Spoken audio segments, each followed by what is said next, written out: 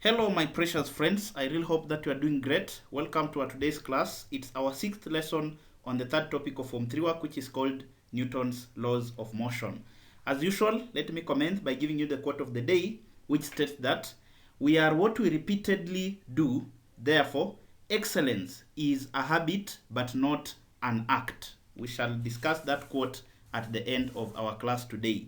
So today we are looking at the law of conservation of linear momentum, which states that for a system of colliding bodies, the total linear momentum remains constant provided no external forces act. So in simple language, this particular law is simply stating that if you have a system of colliding bodies, the total linear momentum before collision must be equal to the total linear momentum after collision, provided that no external forces act on that particular system of colliding bodies. So we have basically two types of collision. So the first one is what we call elastic collision. So in elastic collisions, here bodies usually separate after collision, and also both momentum and kinetic energy are usually conserved. So if you're asked to define what we mean by elastic collision, you simply say this is a type of collision whereby both momentum and kinetic energy are conserved. So when we talk of both momentum and kinetic energy being conserved, it means that the total linear momentum before the system of the bodies collided must be equal to the total linear momentum after the system of those bodies have collided. Also, when we talk of kinetic energy being conserved, it simply means that the total kinetic energy before collision must be equal to the total kinetic energy after collision. So in elastic collision, here bodies usually separate after collision, that is, they do not fuse or stick into each other, and therefore each and every body continues with its momentum or also the kinetic energy. So for example, before collision, we have body A moving towards the right hand direction. Then also before collision, we have body B moving towards the left hand direction. So at this particular point, body A and body B, they will collide. They will collide with each other. Therefore, because this is an elastic collision, after collision we can have two scenarios whereby after collision, body A will be moving towards the left hand side, while body B will be moving towards the right hand side. That is, the bodies separate after they have collided. So this case will only occur if the bodies have near or exactly the same momentum, that is after collision, before and also after collision.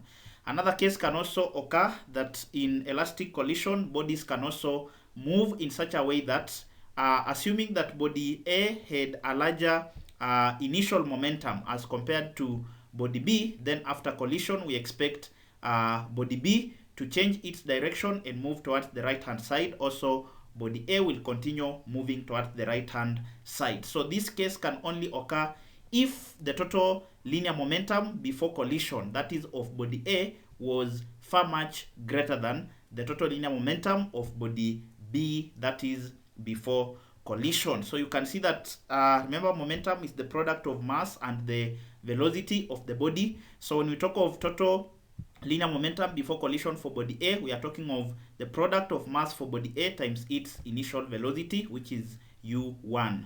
Then the total linear momentum for body B before collision is given by mass of body B, which is m2, multiplied by the initial velocity of body B, that is before collision. Then after collision, now we are talking of the final velocity, which is v. So for body A, we shall have its total linear momentum after collision being its mass after collision multiplied by the velocity of the body after collision. Notice that the mass is not changing because we know that mass is constant everywhere. So it is only the velocity which is changing, because even for body A, initially it was moving towards the right hand direction, but after colliding with body B, finally the body A is moving towards the left hand direction. So probably there will be a change in velocity. So same case to body B, there will be a change in velocity. So after collision, for elastic collision, we can have these two scenarios. So bodies usually separate and move in opposite direction, we can also have a scenario whereby bodies separate,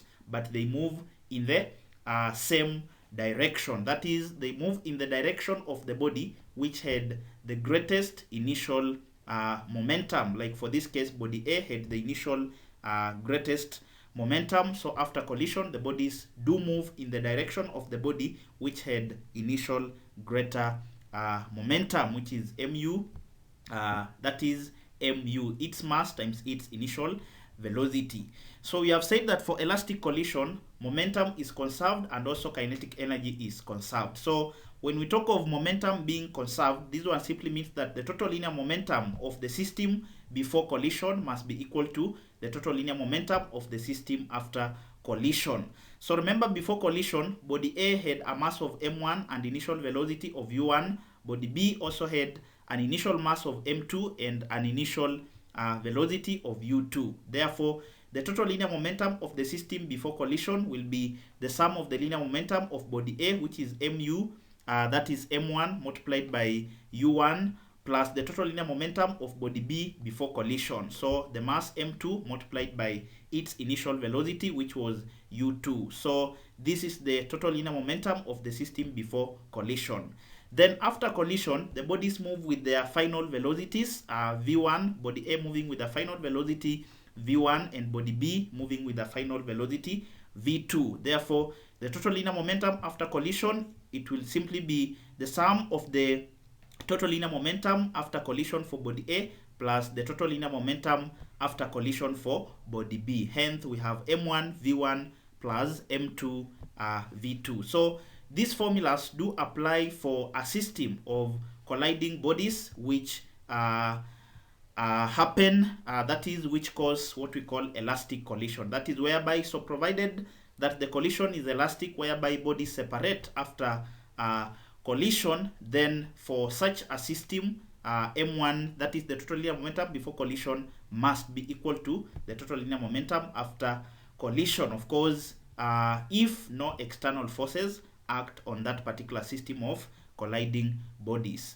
Then you're also saying that the kinetic energy is conserved. So that simply means that the total kinetic energy of the system before collision must be equal to the total kinetic energy of the system after collision. So kinetic energy is usually given by a half multiplied by the mass of the body times the square of its velocity. Therefore, when we talk of kinetic energy being conserved, we mean that the total kinetic energy before collision. So remember, before collision, body A had a mass of m1, then its initial velocity was u1. Therefore, the kinetic energy for body A before collision will be given by a half m1 u1 squared.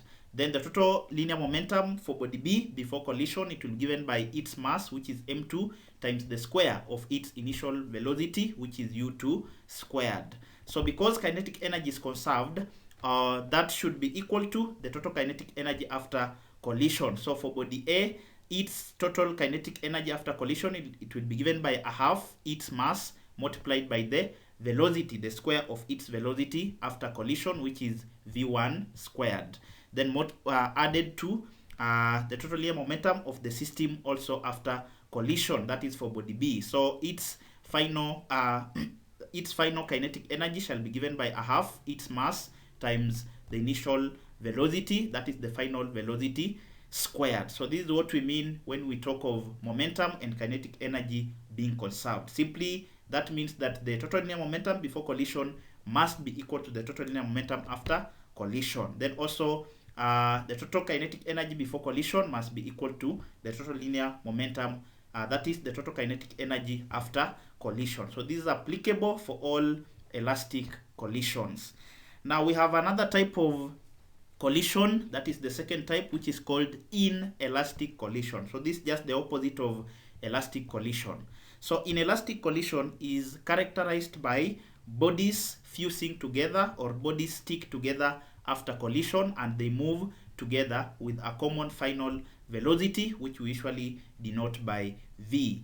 Then for inelastic collision, because here the bodies fuse together or they stick together after collision, that means that one of the bodies is going to lose some of its kinetic energy. That is, it will not move at the same kinetic energy or at the same maybe velocity or energy that it was moving at initially. Therefore, we talk of momentum is conserved, but kinetic energy is lost because one of the bodies, its motion is reduced. That is, if it was moving at a greater speed, when it fuses into the other body, of course, its velocity is likely to be reduced. Then also the initial velocity of body A will reduce because it is coming to collide with body B, and body B is fusing into body A. So because the total speed or the total kinetic energy is reduced, therefore we say that the kinetic energy is lost, but the total linear momentum will still be conserved. So if you're asked to define what we mean by inelastic collision, you simply say this is a type of collision whereby momentum is conserved but kinetic energy is lost. So we are saying that kinetic energy is lost because the bodies undergo some deformation and some of the energy is transformed to heat, sound, or light, or any other forms of energy. So you can be asked to give a reason why kinetic energy is not conserved in inelastic collision. So you simply say this is because the bodies, that is in inelastic collision, the bodies undergo some deformation and some of the energy is transformed to heat, sound, or even light.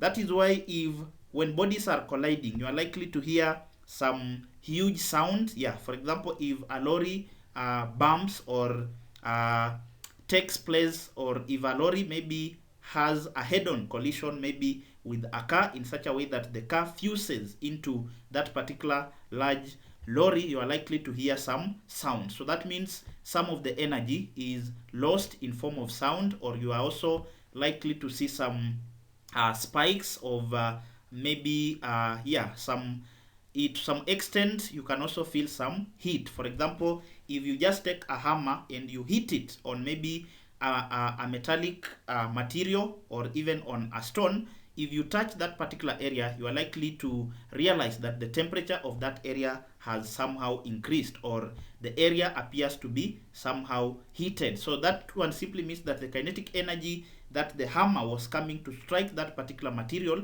some of that energy is lost in form of heat, some of it in form of sound. That's why you will hear a sound. That is when you take a hammer and you hit it maybe on a stone. To some extent, you can also see some light being produced. So that is the reason why kinetic energy is lost in inelastic collision. So because in inelastic collision, bodies undergo some deformation. For example, the car might bump into a larger body. For example, in this case, this was before collision. The body A was moving towards the right hand direction, but body B was moving towards the left hand direction. But after collision, because body A has a larger total initial momentum as compared to body B, so that means body B is going to get stuck, or it will get fused into body A, and they will both move towards the right hand direction with a common final velocity, which you usually denote by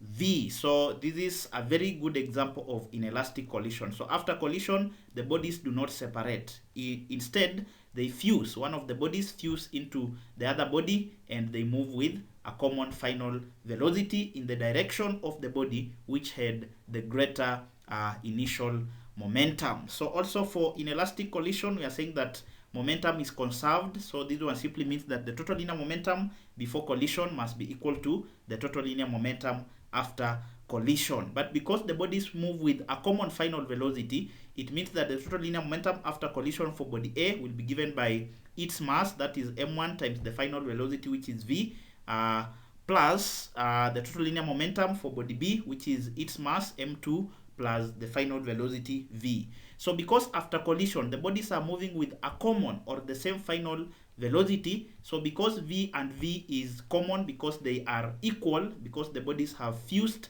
together, so that means v is common, and therefore we can factor it out. Therefore we can talk of m1 plus m2 multiplied by v. So for inelastic collision, that is whereby bodies fuse together after collision, this equation will always apply, that m1 u1 plus m2 u2 must be equal to the into bracket the summation of m1 and m2 multiplied by the common final velocity. So remember, m1 u1, this one means the total linear momentum for body A before collision. Then m2 u2 means the total linear momentum for body B before collision. But m1 plus m2 multiplied by v, this one simply means the total linear momentum for the combined, that is for the fused bodies after collision, because they move with a common final velocity.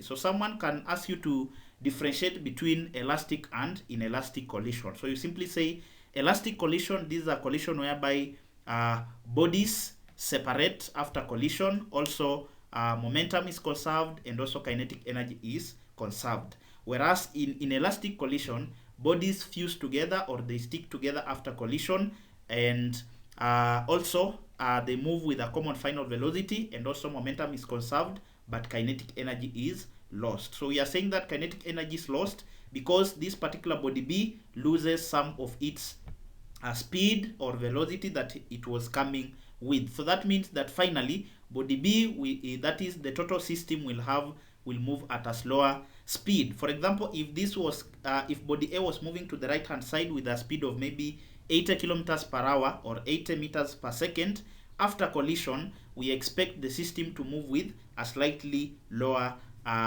kinetic energy or at a lower velocity. So after collision, you will realize that body A maybe moves with a speed of 20 meters per second because its velocity has been reduced by body B, which bumps or which fuses into our body A.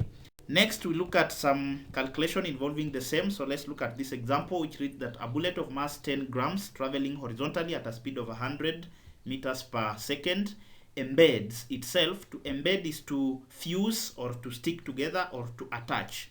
Embeds itself in a block of wood of mass 990 grams suspended from a light in extensible string so that it can swing freely. So we are asked to find the velocity of the bullet and the block immediately after collision.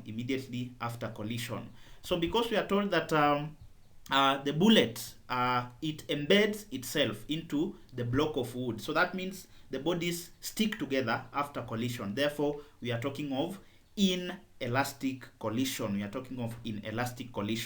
So just a sketch, this is our bullet which comes and embeds itself. That is, it hits this particular mass m2 and it embeds itself into that particular mass after collision. So you can see that the bullet and our wooden block, they are fused together, and therefore they'll be moving with a common final velocity, and their total mass shall be given by the summation of the mass of the first body and the summation of the mass of the second body.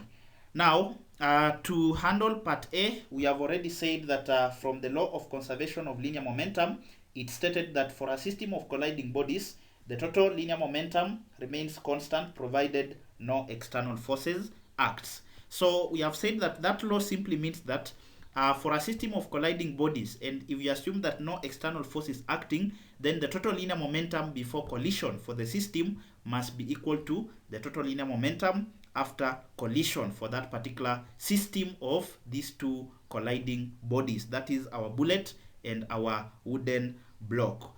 Therefore, because this is inelastic collision, because the bodies fuse together, we have derived the formula as m1 u1 plus m2 u2 must be equal to the summation of m1 and m2 multiplied by v. That is, the total linear momentum for the system must be equal to the total linear momentum after collision.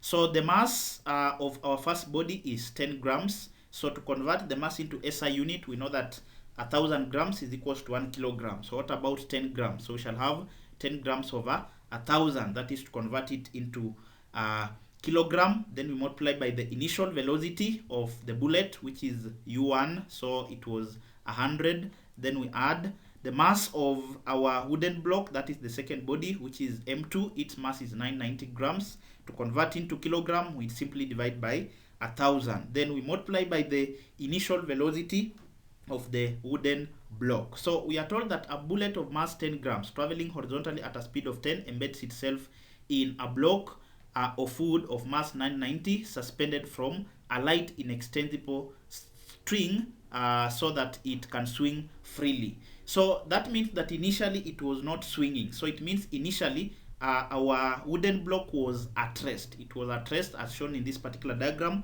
and we know that if a body is at rest, that means that its velocity is 0. Therefore the initial velocity is 0 because initially the block of wood was at rest, or it was not moving. Therefore its initial velocity u2 is equals to 0. Therefore u2 is 0. So that should be equal to the total linear momentum after collision. We simply take the summation of the masses because the bodies have embedded or fused into each other. Therefore the total mass for this particular system will be the mass of the bullet plus the mass of the wooden block, which is m1 plus m2. So m1 plus m2.